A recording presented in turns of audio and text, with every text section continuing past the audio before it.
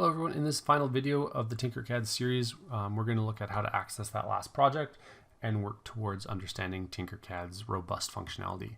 So please log into your TinkerCAD account, click on the TinkerCAD logo to come back to the dashboard. Okay, always get started from the dashboard, and then we're going to go to the top right and click on Learn.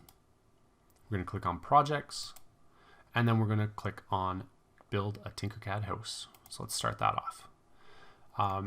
That's not bad. It's only 3 lessons, so let's try it out. So it says Build a TinkerCAD House, Lesson 1. We'll click on Start. Once it loads, we're pretty much used to this idea of having the lesson on the left, so that's good. But it says Build a TinkerCAD House, and it looks like we're going to build this house and then personalize it when we're done. So we're going to click Next. So when looking at the image above, several characteristics should stand out. The red rectangular shape that makes the walls. Okay, so that's a big rectangle. The green triangular shape that makes the roof. The arched doorway, so we can't see it very well here in the picture, but if I enlarge it, we can see that the doorway is arched. Okay, it's not just a flat or 90-degree angle. And then it says through the arched doorway, you can see the building is hollow. So if I look on the inside, I can see the building is hollow. So let's go ahead and click Next and see what it asks us to do.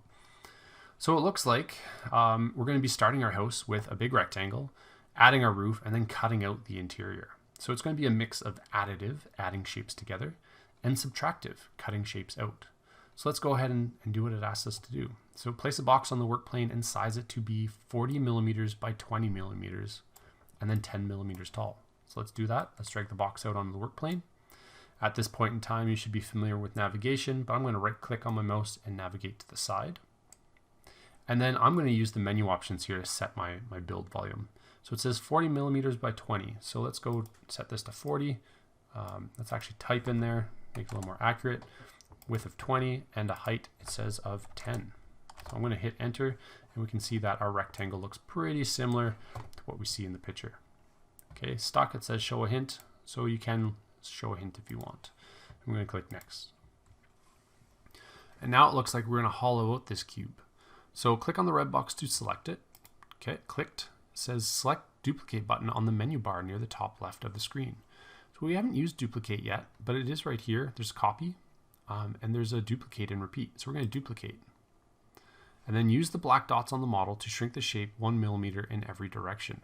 And use the white dot on the top to increase the height several millimeters. So let's try that. I think that's a little bit confusing. So let's increase the height first so we can see the shape. Okay, so we can see the second rectangle. And then we're going to modify our view, and it's probably easier to go to the top for this. And we're going to grab our shape and pull it in 1 millimeter. And we can see that we have this ledge here now. We're going to do it on the other side.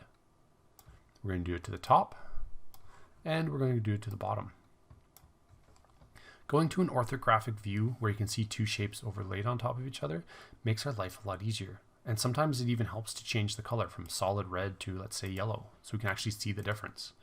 Okay, and in this case, we can see the difference. We can see that we have shrunk it on all the sides, and we have raised it up. Okay, so that's what it asks us to do, and continue to the next step. It says select the inner block and use the shape dialog. Okay, so select the inner block and use the shape dialog to change it into a hole shape. So let's click hole. Okay, and we can see it has that striping pattern, so we're doing a hole. And it says select both shapes and click the group button. So remember to select, hover in space somewhere around the objects you want to select. I want to select both of these rectangles. So I'm going to start over here. I'm going to left click and hold and drag it out, drag a box. And when I let go of my left click, it will select all of the shapes within that area. Okay, and then it says click on the group button. So let's click on the group button, and there we go. It cut out the inside of our house. That's nice and easy. Okay, so go ahead, keep going through the steps. You're going to add the roof, you're going to add a door, and then you're going to customize your house. If you have any questions, please ask me in class or send me a message on Microsoft Teams, and we'll keep going from there. Happy tinkering.